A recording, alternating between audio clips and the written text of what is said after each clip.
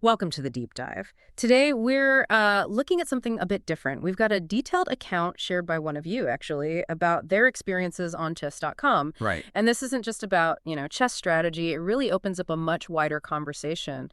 Things like online safety, community. Exactly. This listener reached out because they wanted to understand or maybe process the harassment and cheating they ran into on a site that for most people should just be fun, right? Yeah, it should be. Um, So our mission today is to really dig into this personal story. We want to pull out the key concerns, the main problems that came up for them. And then see what that tells us about, well, the bigger picture of how we interact online. Okay, let's get into it. The first thing that really leaps out from this account is, well, it's pretty serious. Allegations of sexual harassment. Yes, and the specifics are quite disturbing. The listener talks about an interaction with a user named Persia Pele. Apparently, it began okay, sort of friendly.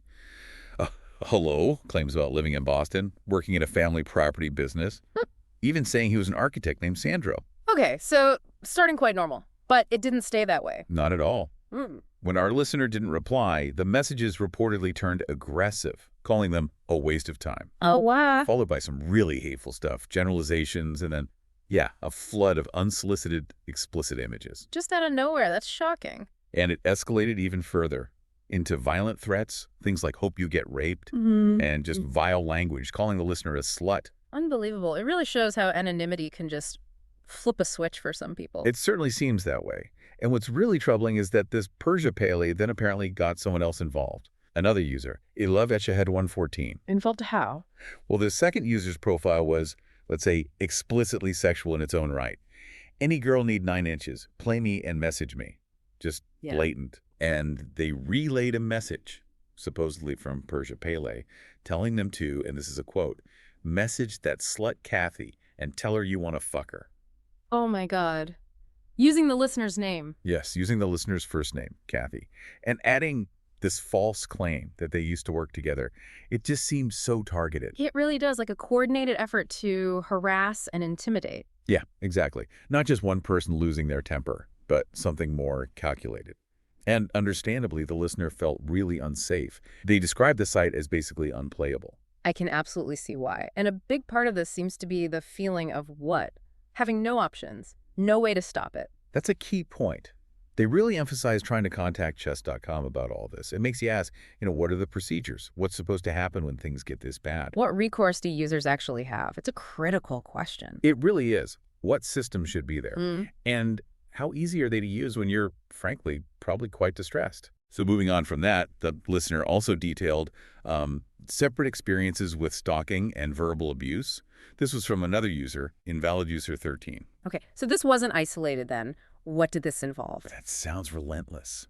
Persistent insults, really nasty name-calling, the B word, the C word, dumb, stupid, you name it. Just constant abuse. And stalking behavior, too. Yeah. Apparently, after the listener blocked this user, they just created new accounts, specifically to keep the harassment going. It takes effort. It's obsessive. It does.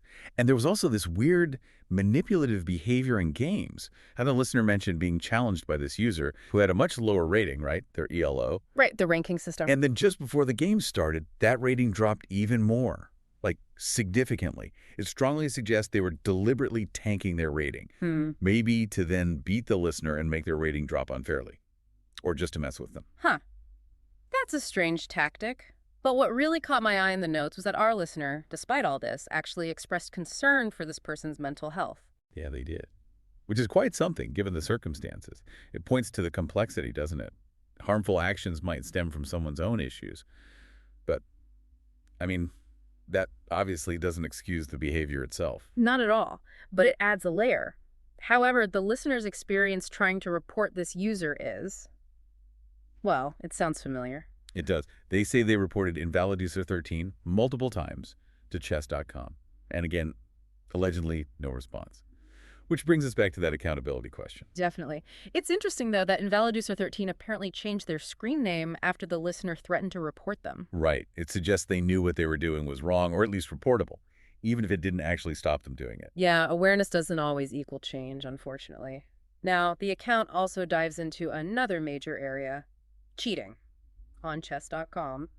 This feels like a whole different kind of problem affecting the experience. It is, and the listener believes it's pretty widespread. They threw out some quite high estimates, like 30, maybe even up to 70% of games involving cheating. Wow, 70%. That's huge. Do they say how? They mentioned things like it being easy to find guides online, like YouTube videos apparently showing how to cheat the system, using engines, presumably. So people using computer help during their games. That seems to be part of it. But also this other thing, higher-rated players apparently using low-rated accounts like Smurf accounts to play against others and basically farm rating points unfairly, manipulating the system itself. Okay, so it's not just about AI assistance, but gaming the rankings too. Exactly.